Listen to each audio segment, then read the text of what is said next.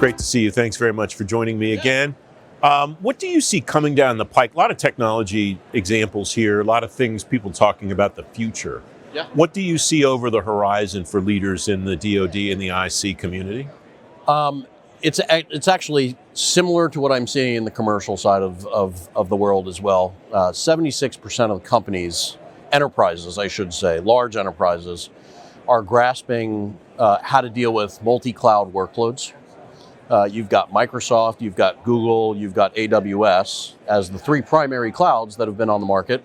However, recently, Oracle's now in the game, and IBM's now in the game, and they all have their strengths and they all have their weaknesses. But at the end of the day, workloads are being ran in all of them. And enterprises are trying to figure out and grasp, A, how to control all of those workloads in all of those different environments, B, how to secure those workloads, because each one has their own small intricacies and anomalies, and then how to maintain visibility into the workloads that are running across the cloud. And I'm proud to say Gray Matter fits those three things to a T. That's exactly what we do. We sort of put a blanket on top of all those environments, and they can see in one pane of glass all of their workloads that are running, and we do a lot of different features in each one. But yeah, I mean that it's not coming. It's here, and because it's here, they're trying to figure out how to maintain that. One of the factors that I imagine complicates it too is a lot of the government leaders that I've talked to here are talking about the fact that they want at least their data and sometimes their applications to move from cloud to cloud environment. And so I imagine that makes that whole process even more complex. When containers were a thing, and it was supposed to be the utopia of portability, they quickly realized now that they're moving into these things that it's got to be more than just packaging it into a container and putting it in a cloud environment or putting it on some kind of Kubernetes cluster like Rancher or OpenShift or things like that. They have to deal with the networking components and the security components that are usually very tightly coupled with those cloud environments, and they are trying to decouple that. And one of the reasons why we've been so successful in the past years, we've got playbooks that literally allow for those things to be decoupled from the underlying cloud infrastructure. So you could have use cases where if there is a particular app stack or API under duress, running in an Amazon cloud, and you need to fail over to an Azure cloud, you can do that with about 10 lines of configuration with our software, where we can seamlessly move traffic from one cloud to another cloud or one Kubernetes cluster to another Kubernetes cluster. But you're exactly right. Those things create less portability unless they have something like Gray Matter.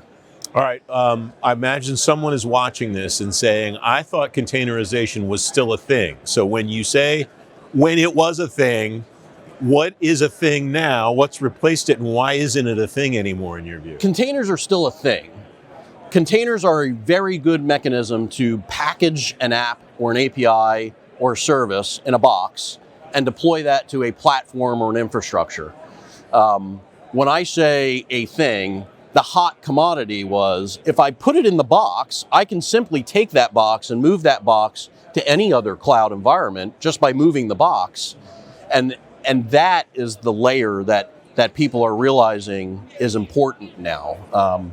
There's an interesting statistic by Gartner, two interesting ones that I'll give you. One, 54% of enterprises right now are dealing with how do we move the box, the container, from one cloud to another cloud without having to rewrite all of the configuration for identity, for traffic management and traffic control, failover from one environment to another environment. That's not easy. That's very difficult, and it requires pretty substantial subject matter expertise. And we've commoditized that by creating that layer and those playbooks. And the other thing that we're finding is when you put everything in the box, people think they can hide things like, I'm going to create access control rules for my system that's running in this containerized box. But those access controls that they're putting in there are being written by developers.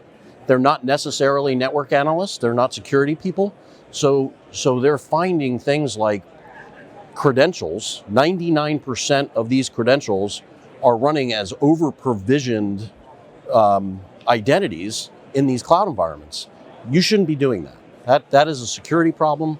But again, these things are hard. And when you put everything in a box, it's not simply move the box from one side of the room to another.